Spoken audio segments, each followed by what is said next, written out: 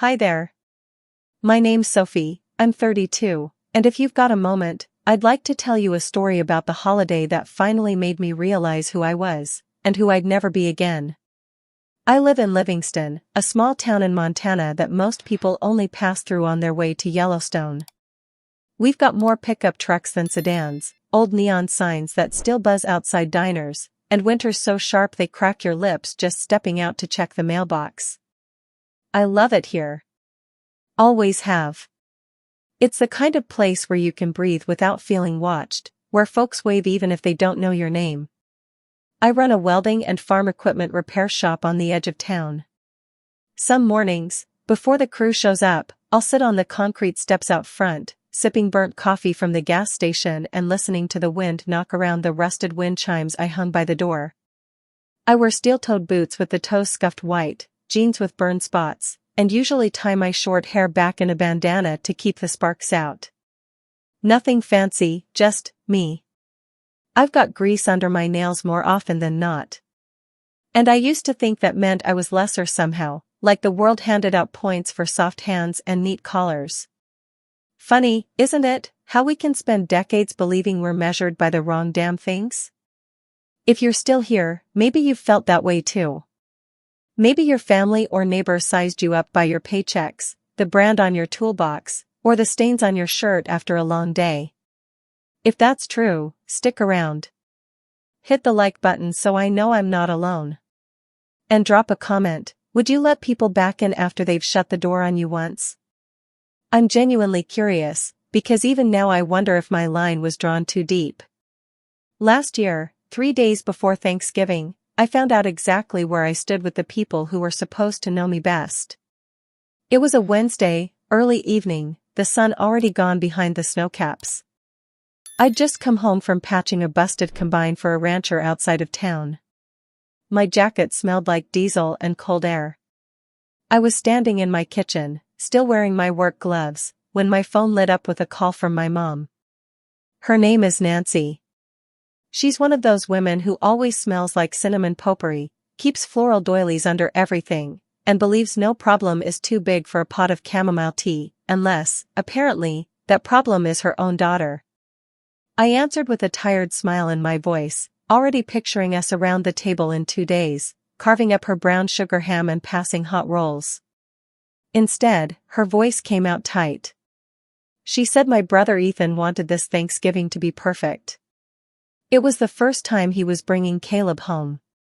Caleb came from some well-off family near Boise, worked in corporate PR, dressed in pressed vests and those plaid scarves that look more decoration than warmth. Mom said, carefully, that maybe this year I could sit Thanksgiving out. She didn't want Caleb's first impression of Ethan's family to be complicated. Her exact word. Complicated. Like my life was a stain she couldn't scrub out before company arrived. I didn't argue. I didn't remind her I'd already ordered a basket of lavender lotions for her and a leather wallet for Dad, had even swapped shifts with Jess at the shop so I wouldn't be late. I just said, sure, Mom, I understand. But you know what's funny? Right after I hung up, I looked around my kitchen. The linoleum was peeling by the fridge, there was a chipped mug on the counter, and my coat still dripped melted snow onto the mat. For the first time, none of it felt small. It felt real. Mine. Still, that doesn't mean it didn't hurt. Because no matter how grown you think you are, there's something about being told you don't quite fit at your own family's table that slices deeper than any weld spark ever could. And that, right there, is where everything began to change. Where the story you think you know takes a turn. So stick with me. It gets colder before it warms up. I've been trying to figure out the earliest moment I knew I didn't quite fit into my own family. Sometimes I think it started on a lazy Sunday afternoon when I was about 8. Mom, Nancy, had me in a frilly lavender dress, my hair yanked back so tight into pigtails my scalp still tingled by dinner. She had this thing for matching, doilies, napkin rings, even the tiny glass bowls she put green olives in. Everything coordinated. Including, unfortunately, her kids. She was determined Ethan and I would always look picture perfect. Ethan, my younger brother by 3 years, practically glowed under that kind of spotlight. Even back then he had a grin made for cameras, big dimples that popped every time he laughed. He'd stand next to Mom at the kitchen counter while she rolled out pie crust, leaning in close so she could dust flour across his nose. The two of them giggled like conspirators. Meanwhile, I'd be in the living room, trying to keep peach juice from dripping on my church shoes, feeling like an afterthought in my own house. My dad, Robert, ran logistics at a grain cooperative outside town. A decent job, steady, the kind folks around here respected. He was a quiet man, careful with words, always watching us from behind wire-framed glasses. His favorite spot was the recliner in the den, bourbon in hand, TV turned low to some hunting show. I think that was his way of staying close without having to say much. I used to sit on the arm of that chair and try to count how many times he'd clear his throat before answering a question. Most evenings, our house on Cedar Lane smelled like lemon polish and roast chicken. Mom kept every corner spotless. She vacuumed in pearls. Literally. I can't count how many times she scolded me for tracking in mud after riding my bike through the empty lots near the tracks. That's where I first found my love for gears and metal, old bicycles, half-broken lawnmowers left out for the trash. I'd come home with grease on my palms, knees ripped raw from kneeling on gravel, and Mom would sigh so heavy it seemed to push the air right out of my chest. I remember once, I was maybe 12, hunched over the busted weed trimmer from next door. I had the carburetor spread out on an old feed sack, trying to figure out why the thing wouldn't idle right. Mom came out onto the porch with a tray of lemonade, her eyebrows climbing the moment she spotted me. She said, softly but sharp as a pin, "Sophie Lynn, you really ought to do something more becoming. You know, like help me fold linens or learn how to arrange flowers for Sunday." I didn't know what to say to that. My hands were black with oil, my shirt smeared with dust.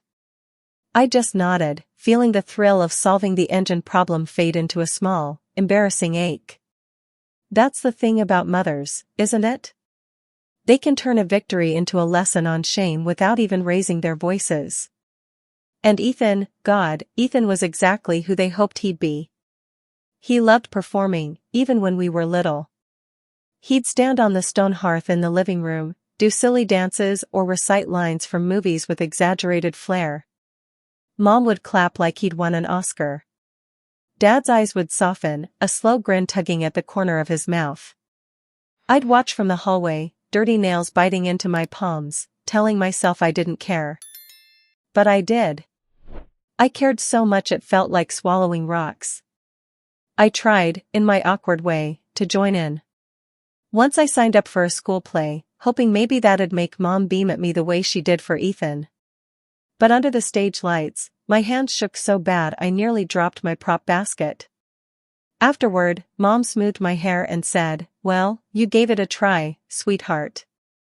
Not everyone is meant for the spotlight." Looking back, that might have been the first seed planted deep in my chest, the idea that there was a mold for belonging, and I'd somehow come out misshapen. By high school, Ethan was anchoring the morning announcements, getting picked for homecoming court, all while I spent evenings in Dad's shed teaching myself how to weld scrap into little sculptures. I made him a mailbox flag once, cut and shaped into a big block letter R. He didn't say much when I screwed it on, just nodded, gave my shoulder a squeeze. I held on to that tiny gesture like it was a standing ovation. Isn't it funny, the things we cling to? A nod, a pat on the arm. As if scraps of affection could prove we're good enough. Mom, meanwhile, kept pushing Ethan toward the world she craved, neat, polished, approved by other polished people. She'd sit with him at the old oak dining table, teaching him how to hold his water glass by the stem so his fingerprints wouldn't show. She called it social grace. I called it exhausting. Sometimes I caught her glancing at me across the table, her lips pressed so tight they nearly vanished. Like she was reminding herself not to say something she couldn't take back. I'm not sure when I finally stopped trying to squeeze into that tiny box they built. Maybe it was the day I decided not to go to college for communications like Ethan did, and instead signed up at Western Trade to learn structural welding and heavy equipment maintenance. Mom nearly dropped her mixing bowl when I told her. She said, "Sophie, you're too smart to waste your life crawling under tractors." And I almost believed her. Almost. Now, standing here at 32, I can tell you I've never once regretted picking up a welding torch over a microphone. I just wish I hadn't spent so long measuring myself against a ruler I never chose. You ever think about that? How long we chase approval we don't even want, just because it's the only currency we're taught to value. Because that was me, for years, collecting every tiny nod, every tight-lipped smile, hoping one day it'd add up to belonging. Little did I know, all it'd add up to was the heartbreak that came next. And that's where this story is about to get messy. Stay with me. By the time I was 19, the split between Ethan's world and mine was about as wide as the wheat fields outside Livingston. He'd landed a spot at Boise State, majoring in public relations with a minor in digital media. The first time he came home on break, he walked through our front door in slim chinos and a pea coat that still had the department store tag half tucked inside. He smelled like expensive cologne and dorm laundry soap, all bright and artificial. Mom clapped her hands the moment he stepped into the kitchen, fluttering around him like a moth to porch light. She fussed with his collar, made some joke about how thin he looked, and practically danced to the stove to fix him a plate of honey ham and roasted sweet potatoes. Dad pulled up a second chair at the head of the table, so Ethan could sit next to him, and for the rest of that dinner their voices wove in and out, low and pleased, the way men talk when they're proud of something that wears their last name. Meanwhile, I was working 40-hour weeks at Miller's Fabrication, plus overtime whenever I could snag it. I'd come home in heavy canvas pants stiff with dirt, smelling of scorched metal and flux. Sometimes Mom would wrinkle her nose like she'd caught a whiff of bad milk. Didn't matter that I was helping pay utilities, covering half the mortgage by 21. In her mind, the trades were what you settled for when you couldn't manage more. Funny thing is, I never saw it that way. Not once. There's a satisfaction that comes from bending raw steel into place, watching molten seams harden under your torch. At the shop, we'd crank old country songs through busted Bluetooth speakers, and I'd grin under my helmet when my puddle lines came out clean. My bosses noticed too. By 24, I was supervising 3 other welders, putting together grain hoppers and mower frames that shipped all over the county. But you know, none of those milestones ever made it into Mom's stories when neighbors dropped by for tea. Her living room was a shrine to Ethan's triumphs. On the end table sat framed clippings from the local paper, Ethan posing with a microphone at the state fair, Ethan cutting the ribbon at some radio fundraiser, Ethan with his arm around a pretty marketing exec at a gala. Meanwhile, the only time my name came up was if she needed to brag about how I could fix the dryer when it squealed. Not quite the same sparkle. Dad tried in his quiet way. He'd leave me short notes on the fridge, scribbled in ballpoint, "Good work on the back fence. Look strong." Or "Thanks for getting the plow running, saved me a call to town." I treasured those slips of paper. Sometimes I still do. Is it strange how a few scribbled words can weigh more than whole conversations? I don't know. Maybe that's just what daughters do with their father's approval, tuck it away in hidden pockets and hope it holds. Ethan kept rising. By 26, he was hosting segments for a lifestyle show out of Spokane. I tuned in once on a dusty breakroom TV at the shop, watched him smile wide and slick while he toured a vineyard, swirling Merlot in the glass like he'd been born knowing how. The crew snickered, teased me about my fancy brother, but all I could think was how comfortable he looked. How natural it seemed for him to be adored. Meanwhile, my biggest splurge that year was buying a second-hand Ford to haul scrap metal on the weekends. It rattled when idling, but the bed didn't sag and the heater worked. I was more proud of that old truck than any new outfit Ethan started home in. Sometimes I'd park it by the diner off Highway 89, grab a mug of black coffee, and sit there with the windows cracked, breathing in hay and exhaust. It was simple. It was mine. And at the time, I thought that was enough. It's hard to admit, but I kept trying to fold myself into Ethan's world, even if only at the edges. I'd show up to family gatherings with my hair pressed flat, hiding calluses under thin gloves, laughing at jokes that sailed right over my head. I told myself that if I made things easy, stayed agreeable, they'd remember I was worth inviting. That's the ugly truth, isn't it? We bend and twist ourselves smaller just to stay included in circles we're not even sure we like. And every so often, I'd catch Mom studying me with that half-concerned, half-embarrassed look. Like she wanted to say she was proud, but the words tangled somewhere between her ribs and her tongue. Once, she did try. We were clearing plates after a birthday dinner for Ethan, the kitchen warm and loud with leftover laughter. She set her hand on my shoulder and squeezed, said, "I hope you know I only want the best for you, Soph." But best in her dictionary meant Ethan's world. Crisp collars, perfect smiles, curated stories for strangers to clap over. I nodded, same way I always did, and carried the plates to the sink. I used to lie awake some nights wondering if it was my fault. If I'd just chosen differently, different major, different hobbies, even different friends, maybe I'd have been the one they bragged about over pie. You ever think that way? Like there's some alternate version of you that finally makes everyone proud, if only you'd guessed the right steps? That line of thinking kept me twisted up for longer than I care to admit. I didn't realize it yet, but all that silent contorting was setting me up for a sharper kind of pain down the line. Because no matter how much you shrink yourself, it's never enough for people determined to want something else. And I was about to learn exactly how far that went. Just wait. It only gets more tangled from here. I always loved the lead-up to Thanksgiving more than the actual day. Those slow November afternoons when you could smell wood smoke drifting from neighbors' chimneys and grocery bags rustled with the promise of pies and stuffing. I'd walk out of the shop just after closing, hands still warm from the torch, and pull my jacket tight against the bite in the air. Livingston is raw that time of year. The wind runs straight off the ridges and down the streets, sneaking under your collar like it knows exactly where to hurt. The Saturday before the holiday, I stopped by a little cafe on Main to grab 2 pumpkin spice scones and a chai latte. The barista, Margot, teased me for my flannel shirt, said I looked like a catalog for rugged Montana autumn. I laughed and tipped her $1 extra. Truth is, I'd been in a good mood for weeks.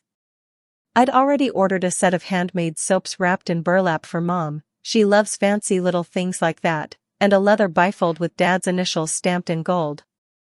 My plan was to tuck a note inside that said thanks for always fixing what you could, even if we didn't say much. That part was important to me. Dad and I never needed long speeches.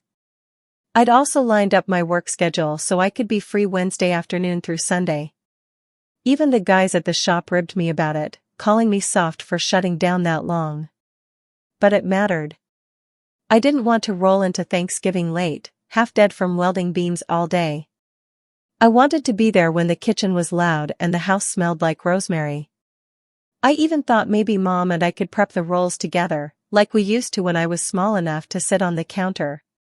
Then 3 days before, my phone rang while I was greasing up the bearings on an old hay baler. The call screen lit up with Mom's name, decorated with the tiny heart emoji she'd added months back. I wiped my gloves on my jeans, smearing faint black streaks, and answered with a grin. "Hey, Ma. What's up?" Her voice came through too bright, like she'd rehearsed her cheer. "Oh, nothing, sweetheart, just making sure you're still planning on coming Thursday. The normal time, right?" I exhaled, half laughing. "Of course. I was actually gonna call you tonight, see if you wanted me to bring my bourbon pecan tart again. Maybe even that sweet corn casserole Ethan likes so much." There was a pause. Then another. I could hear the clink of dishes, the shuffle of slippers across her tile floor. When she spoke again, her voice had dropped, got all gentle and careful. Like she was stepping around glass. "Sophie, honey, there's something I want to ask, and I hope you won't take it the wrong way." Right then, my stomach tightened. I don't know about you, but any sentence that starts like that usually doesn't end well. Sure, I managed, keeping it light. What's going on? Well, you know Ethan's bringing Caleb this year. First time meeting the family properly. And she let out this nervous laugh. He's just really wanting it all to go smoothly, you understand? Caleb's from this very particular circle, and Ethan's worked so hard to keep everything just so. I don't want to risk it feeling complicated. I leaned back against the baler, the cold metal biting through my jeans. My hands were sticky with axle grease, and suddenly I didn't know what to do with them. So you're saying, what, exactly? Another breath, quick.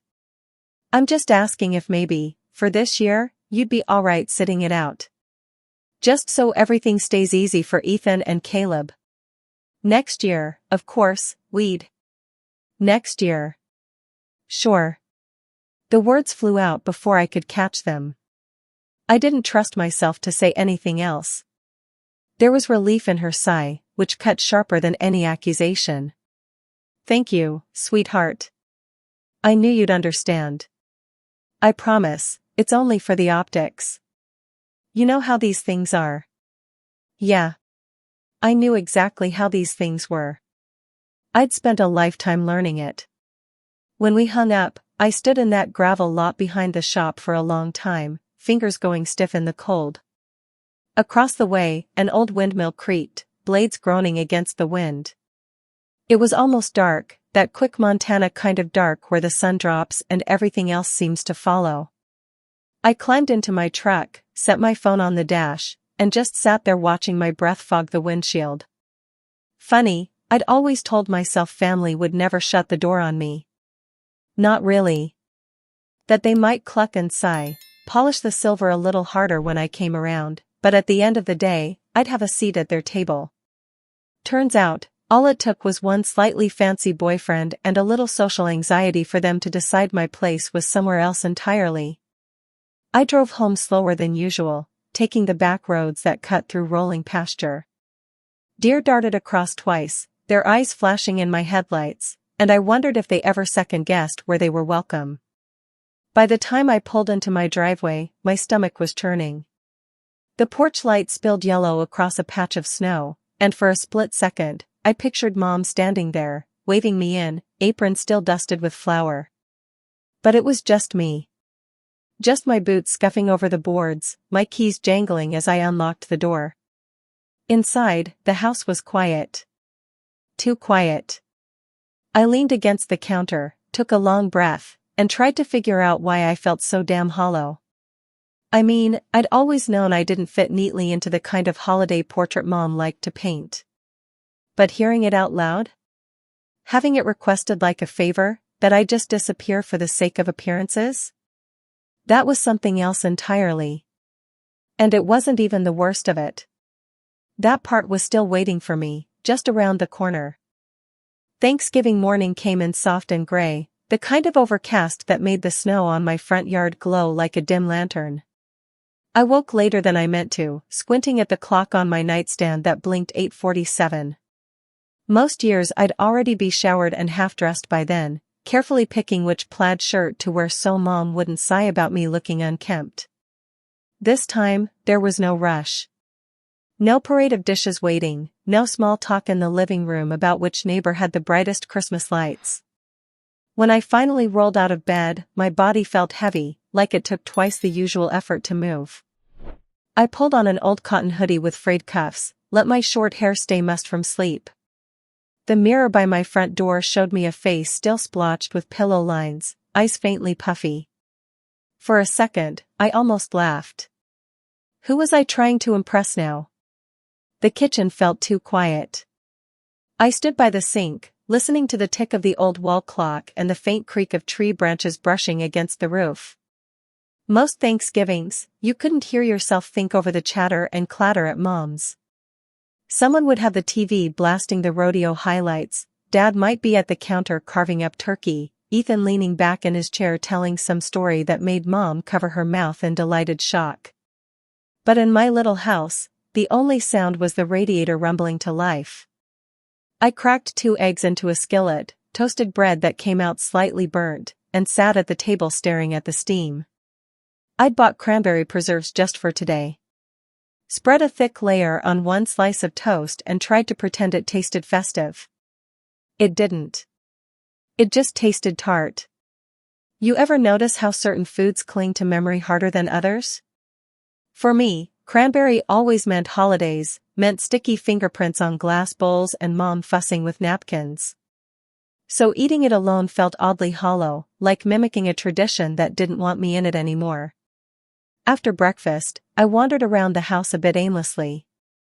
Straightened the stack of mail on the credenza, refolded the knit throw on the couch, fed Marley, the neighbor's old tabby who'd basically moved in over the summer. She rubbed her cheek against my ankle like she hadn't just finished a full dish of salmon kibble. I scratched behind her ears anyway. It was nice to be needed, even in small, uncomplicated ways. Around 11, I pulled on my work jacket and decided to head out. I couldn't stand sitting inside waiting for the hours to pass. My truck groaned in protest when I turned the key, engine catching on the third try. As I eased down my icy driveway, I glanced toward Cedar Lane. Could almost see Mom's wreath from where I was, though that was probably my mind filling in details it missed. Instead of turning that way, I drove out past the fairgrounds, over toward the edge of town where Bessie Caro lived. She was a retired school secretary, a tiny woman with quick eyes and a habit of offering cinnamon candies to anyone who lingered in her doorway too long. 2 days back, she'd left me a voicemail, said her garage door had been sticking again, made a joking plea that I save her from breaking a hip just trying to get to the recycling bin. When I pulled up, she opened the door bundled in a quilted vest, hands clasped like she'd been hoping I'd really come. "You're working on Thanksgiving, Sophie?" she asked, half scolding, half grateful. I shrugged, forced a grin. Better than staring at my own walls all day. She didn't prod. Just waved me inside with a bright, "Come in then, I've got hot cider on the stove." Fixing the garage took all of 30 minutes. A frozen latch, nothing dramatic. I stayed longer, though, helped her haul kindling in from the shed, changed the batteries on her smoke alarms because she mentioned hearing a chirp at 2 a.m. We ended up sitting at her little round kitchen table, hands wrapped around steaming mugs. She told me about her late husband carving turkey way too thick, how the two of them used to waltz barefoot in the living room after the guests left. It was simple, warm in a way I hadn't expected. Made me wonder if belonging sometimes has more to do with tiny moments of being seen than with shared blood. Before I left, she pressed a foil-wrapped bundle into my hands. "In case you forget how good home can taste," she said with a wink. When I got back into the truck, the cab filled with the smell of nutmeg and pastry crust. I let out a slow breath I hadn't realized I was holding. Driving home took me right past the turn for Cedar Lane. My hands twitched on the wheel, almost pulling in without conscious thought. But then I saw the cars lined up along the curb, Dad's blue sedan parked near the mailbox. The windows glowed with warm lamplight. Through the big picture window, silhouettes moved back and forth, someone's hand lifting a wine glass in mid-story. I sat there idling at the stop sign, engine humming under me. Part of me ached to pull up, knock on the door, let Mom fuss over my wind-chapped face. But then I remembered her voice on the phone, so gentle when she asked me to make myself scarce. And I realized, even if I walked in right now, I'd still feel like a guest in a house that should have been a refuge. So I drove on. Back at my place, I cranked the stove until the living room was toasty, curled up in my worn armchair with the bundle Mrs. Caro had given me. It turned out to be an apple hand pie, flaky and fragrant. I took a bite, felt the sugar crunch between my teeth. You might think that'd taste like loneliness. But honestly, it didn't. It tasted like cinnamon, like quiet, like a small kind of peace. The sort I'd been chasing without even knowing. And right then, I had no clue just how much more was about to unravel. That part, well, that was waiting just a few days ahead. 5 days after Thanksgiving, I was back in my garage, half buried under a cattle trailer that needed a new starter. The morning was sharp enough to sting my lungs, so I'd pulled the old propane heater close, letting it roar a few feet away.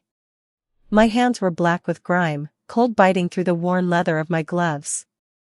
I liked it that way. Busy hands made for a quiet mind. I was easing the new starter into place when I heard it. Tires crunching over the packed snow in my drive, two doors thumping shut almost in unison. At first, I figured it was a parts delivery I'd forgotten about. Maybe Randy dropping off fresh steel stock from the yard.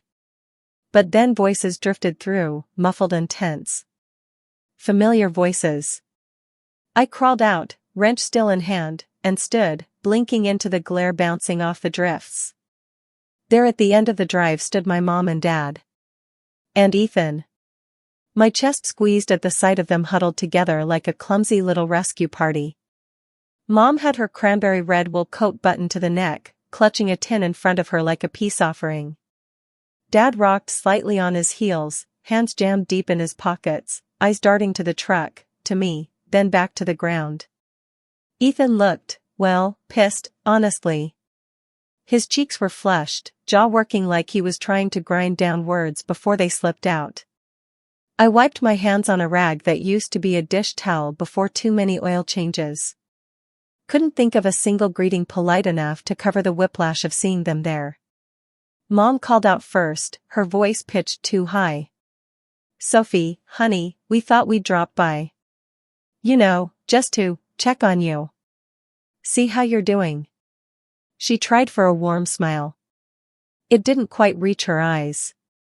I leaned my shoulder against the garage doorframe, crossing my arms, still clutching the wrench out of habit. Pretty sure the posture alone made me look more closed off than I intended. Check on me after telling me to keep away? That's kind of new. Dad cleared his throat, the sound rough, almost embarrassed. Ethan was the one who couldn't hold it anymore. He stepped forward, eyes blazing. "You should have told me, Sophie." I blinked, genuinely thrown. "Told you what exactly?" "About Caleb," he snapped.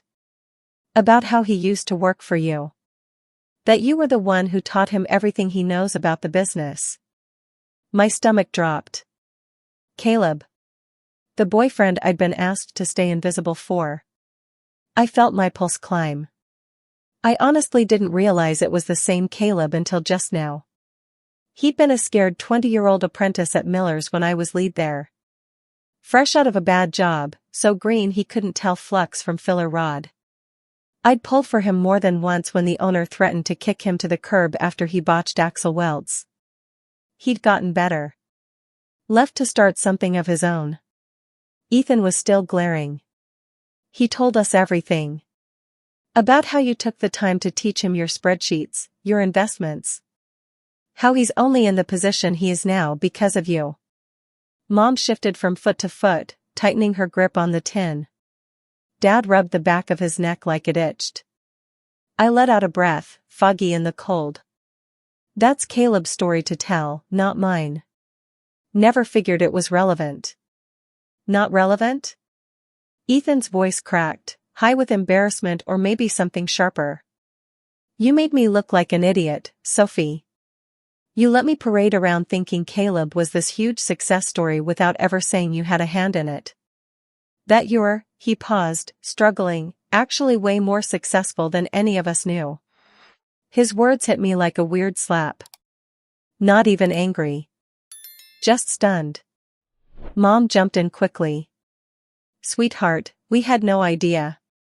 Caleb mentioned your portfolio, that you'd shown him how to build one, that you've been investing for years. We were shocked. She actually whispered that last bit, like it was a scandal to admit your daughter knew her way around index funds. Dad finally looked up. It's impressive, sophomore really. I waited for more. Some apology, maybe. But it didn't come. Ethan folded his arms tight. You could have helped me, you know. Or at least given me a heads up. Now I look like some clueless child in front of him. That twisted something in me I hadn't realized was still raw. This wasn't about them being proud. This was about them being embarrassed they didn't know that I'd turned out to be more than the grease under my nails and the cheap flannels they couldn't help wincing at. So that's why you're here. Not because you missed me at the table. Because you're worried how it looks that you didn't know your own sister's worth. Mom flinched. It's not like that, Sophie. Caleb wants to start expanding. Something with agricultural distribution. He thinks you two should talk. Combine forces. Maybe work together. There it was. The real reason for the surprise visit. Not guilt. Not family. Opportunity. My throat went tight.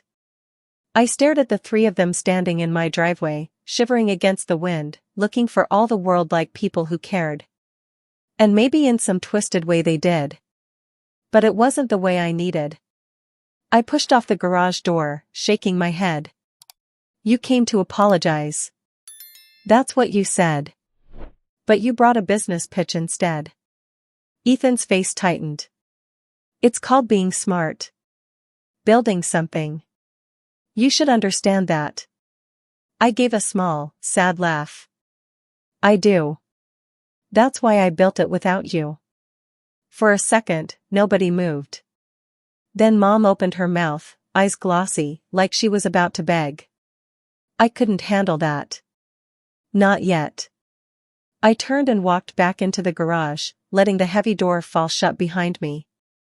Inside, the clatter echoed louder than I meant it to. I stood there in the dim, oily light, breathing hard, wrench still clutched tight like it might hold me up. And outside, their voices drifted a moment longer before fading entirely. Funny, isn't it, how the quiet can sometimes be the loudest thing in the world? And that day, it told me exactly where I stood. Later that evening, after they left my driveway to trail tire marks back to their prettier lives, I sat alone in the garage for a long while. The air smelled like burnt oil and cold metal, that strange comforting perfume of my whole adulthood. I kept replaying Ethan's face, the way his mouth twisted around the word embarrassed. Not proud. Not amazed. Just exposed.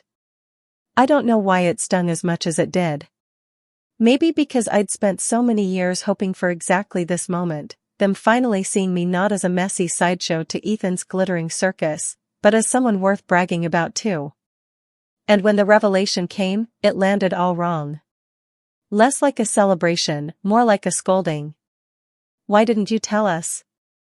Why did you let us look small? Truth was, I never hid my life. I just didn't parade it. I figured family was supposed to love you where you stood, even if your boots were muddy and your savings were tied up in mutual funds they couldn't pronounce. Around 8, I made myself a grilled cheese because that's about all my stomach could handle. The toaster clicked off in the quiet kitchen. Marley hopped up on the counter to stare at me with judging green eyes. I scratched her chin absently, then sat at the table where my stack of unopened mail still waited. One envelope caught my attention. A glossy holiday catalog from some high-end outfitter, pictures of cheerful families in matching plaid pajamas sipping cocoa by the fireplace. Perfect little Norman Rockwell lies. I almost laughed. Almost. My phone buzzed then, rattling on the wood. Ethan's name. Against my better judgment, I picked up. Hey. His voice was softer now, but no less strained. You busy? Not really. I twisted a loose thread on my sleeve. What's up? He let out a heavy breath. Look, today didn't go how I planned. Caleb was upset. Said I owed it to you to be more supportive, I guess. That I underestimated you. I waited, letting the silence stretch. He kept talking, words tumbling over themselves. It's just, you should have told me, sophomore. About the investments, the shop, the money. All of it. Now I look like some clueless kid who doesn't even know what his own sister's accomplished. Caleb couldn't believe it. I flinched. There it was again. Not concern that he'd failed me as a brother, but frustration that he looked foolish in front of his boyfriend. That's not my responsibility, Ethan. I kept my voice steady, which was a small miracle. You chose what story to tell about me. That I was just the grease-stained welder sister in Livingston. You never bothered to ask more. He went quiet, then said, almost like a confession, Caleb's been thinking of starting his own parts distribution company. He wants you to help. Said your knowledge could really anchor it. Your capital too. I laughed. I couldn't help it. The sound cracked in the empty kitchen. So this is about business again. No, it's about fixing this, Ethan snapped. You've been holding this distance over us for years. Maybe this is how we finally close it. Funny how quickly an apology can turn into a guilt trip. Do you even know what I do every day? I asked, genuinely curious. Not just the $1 million number Caleb fed you. The actual work. He hesitated. You fix tractors. Or weld something. I leaned back, letting the chair creak under me. I diagnose hydraulic systems on machinery that can kill a person if it fails. I run a crew, manage inventory, handle contracts, train kids fresh out of trade school. I negotiate with freight companies and local farmers who'll lose their entire harvest if I screw up.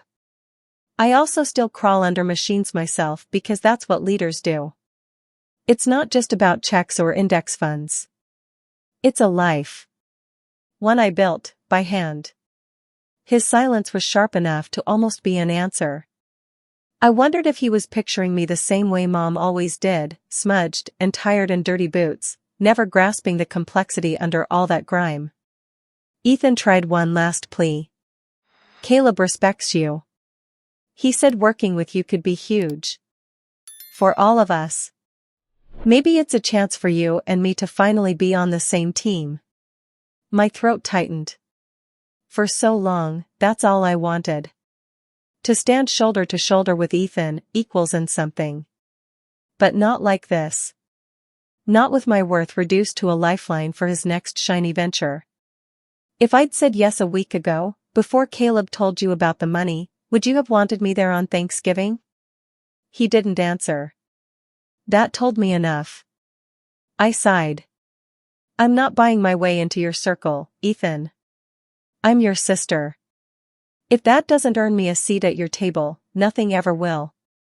Come on, Soph, don't be dramatic. This is how people build things. Together. Maybe. But I'm done paying admission for love. The line went quiet again. Finally, he muttered, I guess I didn't realize how stubborn you are. Maybe you should have paid more attention then, I said, voice barely above a whisper. We hung up without any of the usual awkward promises to call again soon. I set my phone down, hands trembling. Not with rage. With grief, I think. Because the kind of love I'd spent my whole life chasing? Turns out it had a price tag all along. I looked around my tiny kitchen, the warped laminate, the mismatched mugs, Marley's tail flicking lazily off the counter. This was my kingdom, such as it was. And for the first time, I wondered if that was enough. You ever stop and ask yourself that? If maybe the life you built alone is still better than begging to fit inside someone else's? Because standing there, breath fogging in the cold draft by the window, I started to think it just might be. And that tiny spark of surety was about to change everything. It was 2 days after that tense phone call with Ethan when Mom showed up on my porch again. I spotted her through the frosted window, bundled tight in her tartan scarf, hair tucked into a neat little bun under her knit hat. She stood there for a minute, shifting from foot to foot, like she might chicken out and leave before knocking. I probably would have let her.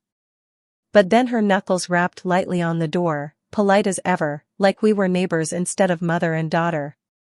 I wiped my hands on my jeans and opened up, letting a burst of icy air swirl through the warm kitchen. Hey there, I said, trying to keep my voice neutral. Didn't expect you. She gave me a small, tentative smile. Can I come in for a minute, Soph? I stepped aside, and she padded into my kitchen like she was afraid to disturb anything. Her eyes darted around, pausing on the half-finished crossword on the table. Marley sprawled across a chair, a chipped mug from the mechanic down the road that said best damn shop in Park County.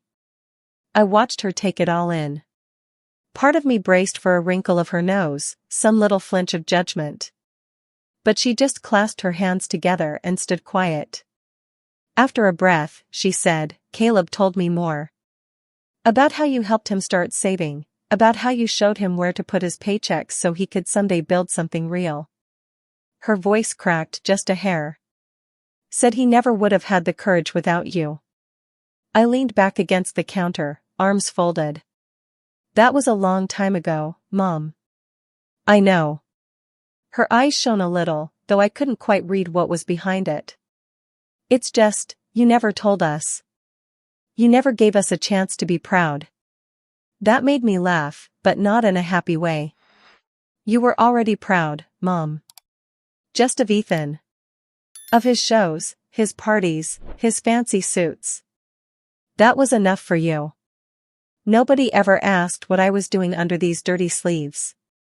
She flinched, then drew in a deep breath. "Ethan wants to make this right. He really does.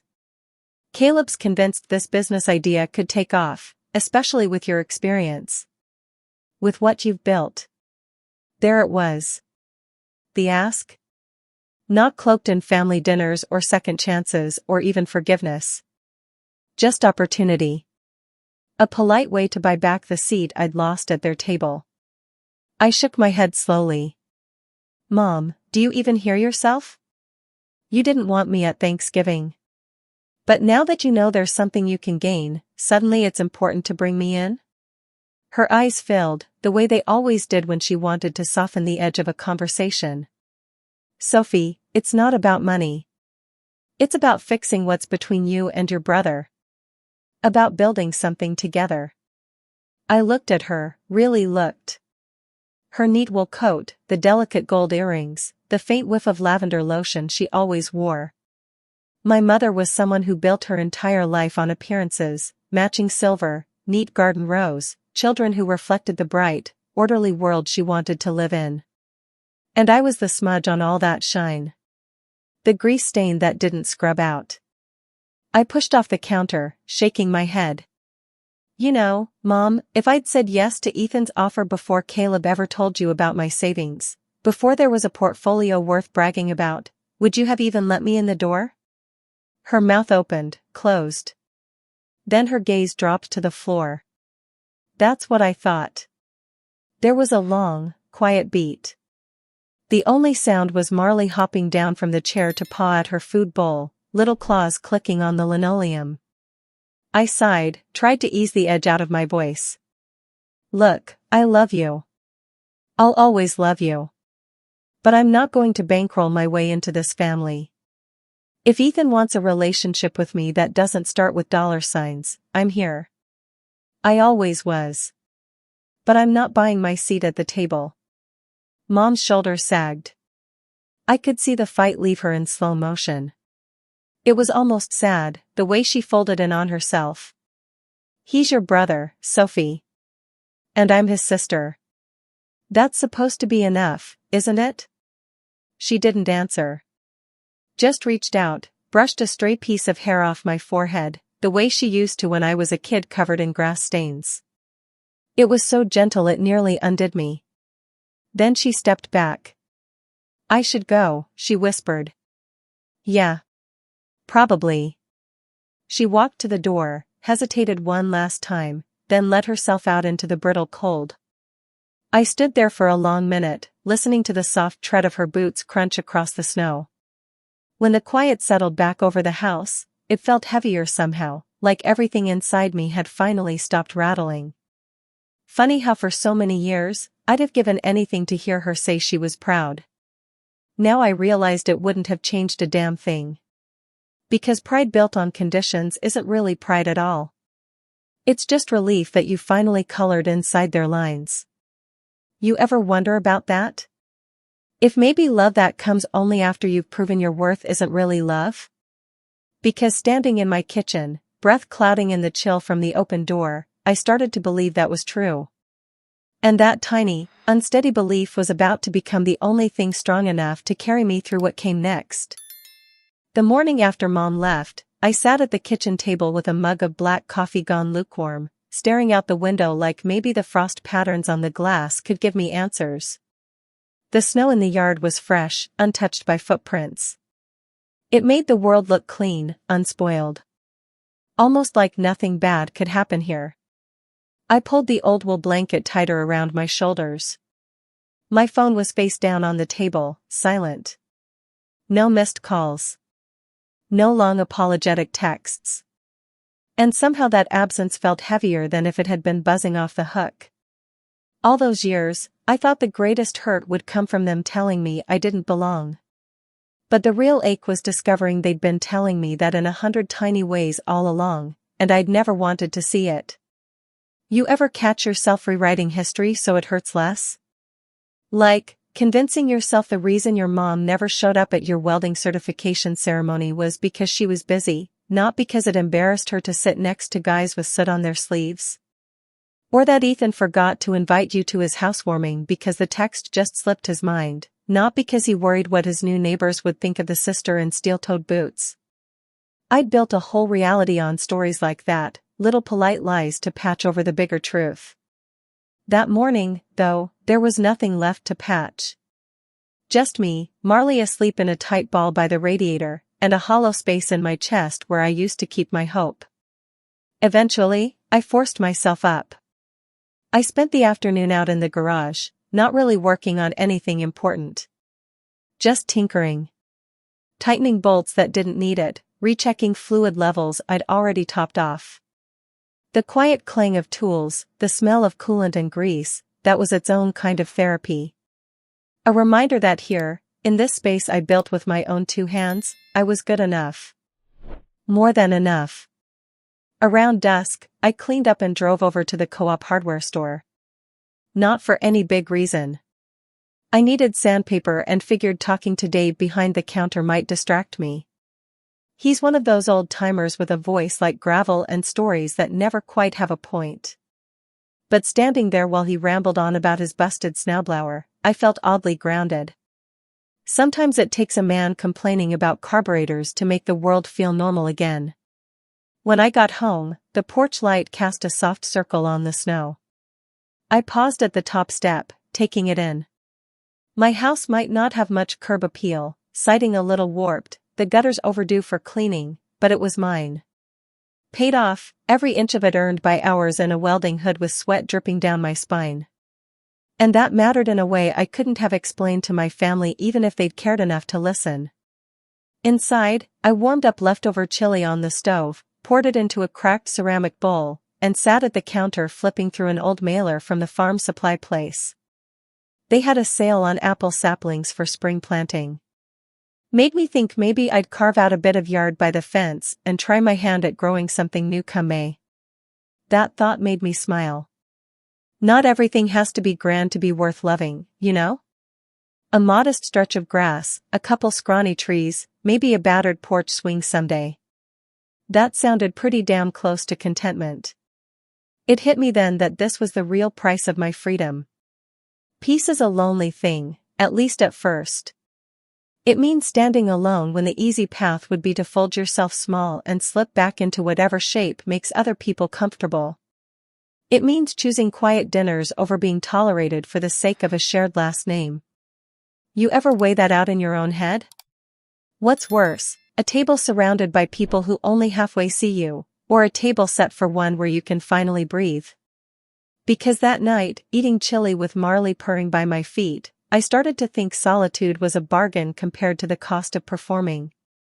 I cleaned up my dishes, poured the last of the kibble into Marley's bowl, then pulled on my coat and stepped onto the porch. The sky above Livingston was a dark velvet scatter of stars, so clear I could see my breath rising up to meet them. I leaned on the rail, let the cold bite at my cheeks, and realized I felt lighter than I had in months. Maybe years. Inside, the house glowed warm behind me, a little beacon that didn't require anything from me but to be present.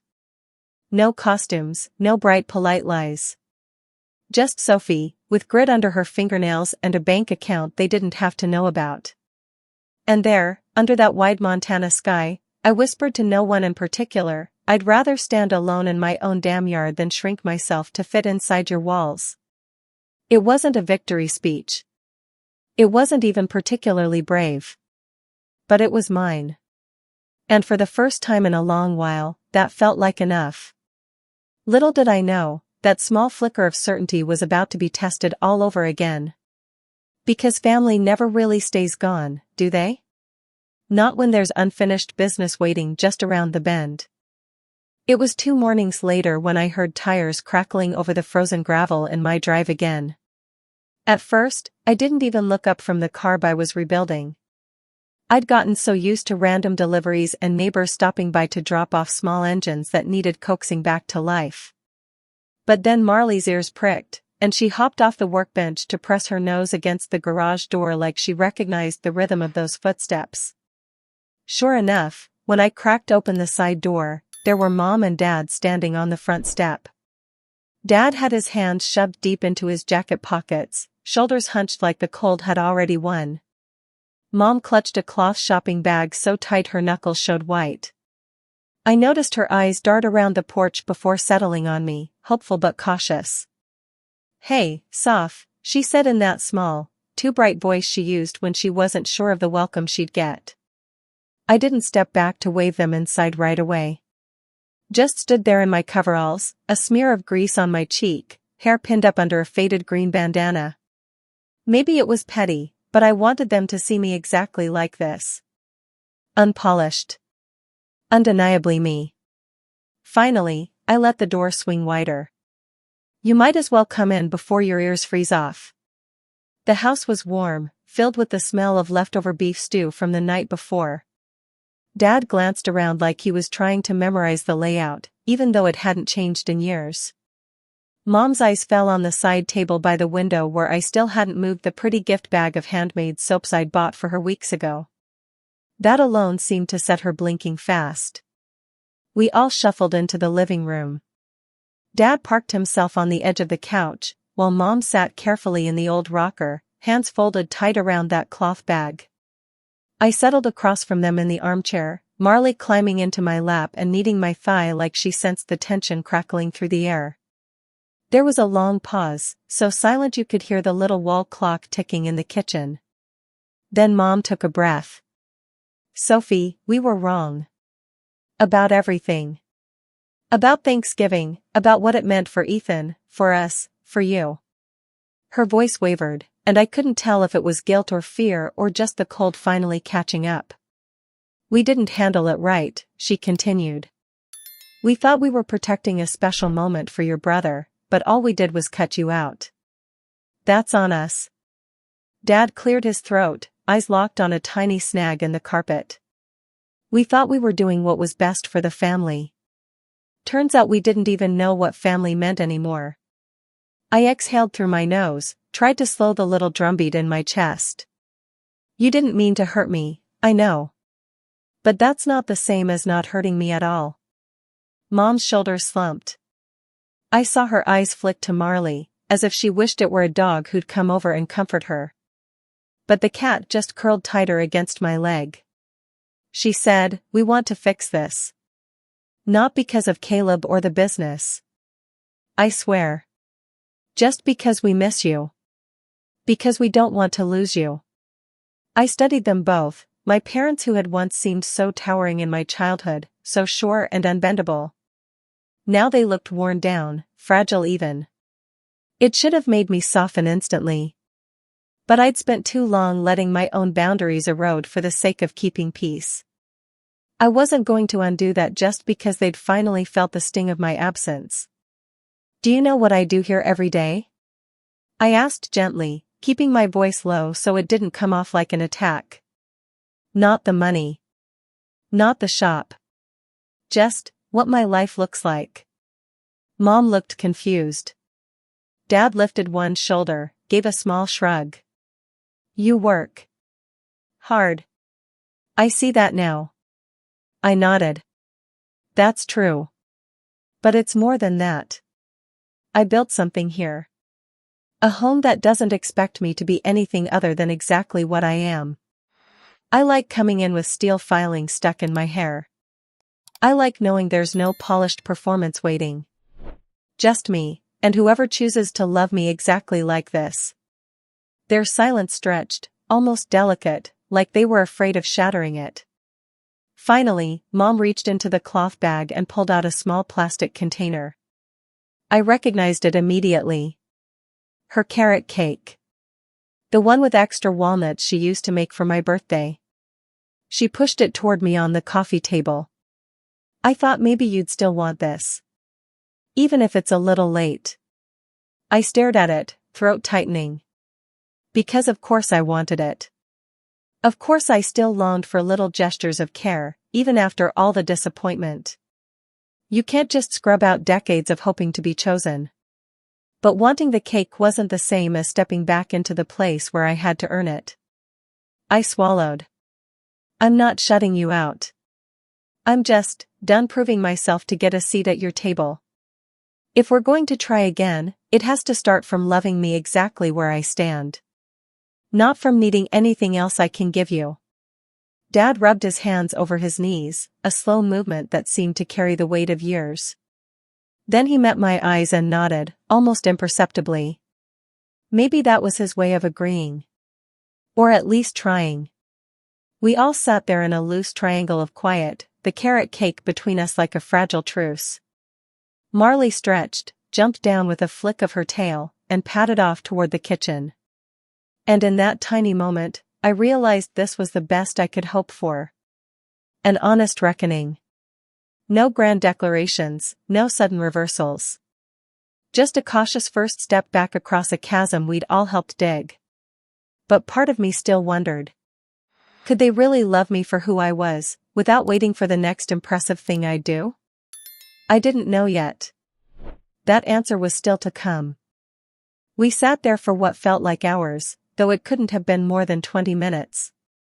Mom kept smoothing the front of her coat with shaky hands. Dad tapped a quiet rhythm against the arm of the couch, like he was working out what to say one syllable at a time. The carrot cake sat untouched on the coffee table, its plastic lid fogging slightly from the heat in the room. Marley sniffed at it once, then stalked off with a twitch of her tail, unimpressed. Finally Mom spoke up again, her voice soft but edged with something fragile. We don't expect anything more from you, Sophie. Not your money. Not your success. I just want to be part of your life again. Even if we got it all backward before. Dad nodded slowly, though he still couldn't meet my eyes for more than a second. I guess we thought love meant nudging you towards something better. Turns out we didn't know what better even looked like. That nearly undid me right there. Because the truth is, I'd wanted exactly these words for so long I couldn't remember a time when I didn't. Wanted them to see that what I'd built, covered in dust and sweat and investment spreadsheets, wasn't less than Ethan's polished life. Just different. Just mine. But I also knew how easy it was to slip back into old grooves. How fast I could trade this hard-earned sense of self for a scrap of belonging. I used to think boundaries were cruel. Now I saw them for what they really were, the only way to stay whole. So I cleared my throat and leaned forward, elbows on my knees. I need to be clear about something. If we're going to try again, if you want me in your life, and if I'm going to let you back into mine, it can't be because of what I might do for you. Or how I might look in a holiday photo. Or what stories you can tell your neighbors about me. It has to be for who I actually am. Covered in grime, running a welding rig, talking dividends while I'm scraping mud off my boots. All of it. Mom's mouth trembled, and for a second I thought she might cry. Then she just gave a little nod, like she was swallowing something tough. That's fair, Sophie. That's more than fair. Dad let out a breath so deep it seemed to empty the room. Guess that's on us to prove now, huh? Yeah. It is. I looked between them, really studying their faces, older than I remembered somehow. Maybe that was on me too. When you keep people at arm's length long enough, you miss all the ways time changes them. Mom's lines were deeper at the corners of her mouth, Dad's hair nearly all silver under the brim of his old ranch ball cap. For a moment, I grieved what we'd lost by dancing around honesty all these years. You ever wonder how many relationships we ruined by trying too hard to be who someone else wants, instead of showing up messy and honest? I do. And standing there with my parents, I promised myself I wouldn't do that anymore. With them, with anyone. There was a pause, then Mom reached out, her hand hovering awkwardly before settling on mine. Her palm was still warm from where she'd been gripping that cloth bag. I didn't pull away. But I didn't lean in either. This was going to take time. Maybe more time than either of us realized. Dad stood, cracked his back with a quiet grunt, then picked up the little container of carrot cake. He held it out to me. I want you to keep this. Even if you just toss it later. It's something small. A start, maybe. I took it from him, surprised by the faint hitch in his voice. The plastic was cool against my fingers. I set it carefully on the counter, like it was more fragile than it had any right to be. Mom moved toward the door, casting one last look around my humble kitchen with its slightly peeling linoleum and pile of work receipts on the counter. It's nice here, you know. Warm. Full of your touch. I managed a tiny smile. Thanks. It's enough for me. We stepped out onto the porch together. The air bit at our faces, sharp and clean. They paused at the top step, and Mom squeezed my hand once before letting go. Then they made their slow way back to the car. I stood there watching them drive off until their taillights disappeared down the gravel road, the sound of tires crunching slowly swallowed by distance. When I finally stepped back inside, I shut the door with a gentle click. Not out of anger, but out of intention. A quiet boundary drawn in wood and paint. I leaned against it, breathing out a long sigh that left me empty and strangely light. Isn't that the trick with freedom? It costs you comfort. It costs you the easy applause of people who only loved you under certain conditions. But what you get in return is something no one can sell you. A calm that grows in your own chest, fed by knowing you never again have to twist yourself to fit a space that was never built for you. I didn't know if Mom and Dad could really love me on these new terms. That was still up to them. But for the first time, I knew exactly what I'd stand for. And more importantly, what I wouldn't. That quiet certainty was more than I'd ever thought I could hold. And it was about to shape everything that came after. It's been almost a year since that afternoon on my porch when I told my parents exactly where the line would be drawn. We've talked a little since. A short call on my birthday where Mom asked about the cold snap and Dad muttered something about how prices on diesel were creeping up. A Christmas card arrived with just their names scrawled inside, no long note. It wasn't warm, but it wasn't cruel either. It felt like we were all cautiously learning how to exist on these new terms. Funny thing is, life didn't get emptier like I once feared. It actually started to fill up in places I hadn't expected. One Saturday in March, the local trade school invited me to give a little talk on how to handle money when you're living off the grind. Welding apprentices and young mechanics mostly. Kids who reminded me of myself at 19, wide-eyed, hopeful, but also terrified of running out of rent before payday. I stood in front of that worn chalkboard, grease still under my nails from a quick fix that morning, and told them about compound interest, index funds, and how skipping a new pair of boots one season might mean an extra few $100 growing in an account somewhere. Afterward, a girl with dark curls and tattoos on her knuckles came up and hugged me tight. Said, I didn't know people like us could even do this. I went home that evening and sat in my truck for nearly 20 minutes, just staring at my hands on the steering wheel, realizing it was the first time I'd felt truly useful in a way that wasn't about patching up machinery. Useful because of who I was, not just what I could fix. I've been saying yes to more things like that. A community center in Billings asked me to run a Saturday clinic on budgeting for young folks starting in trades.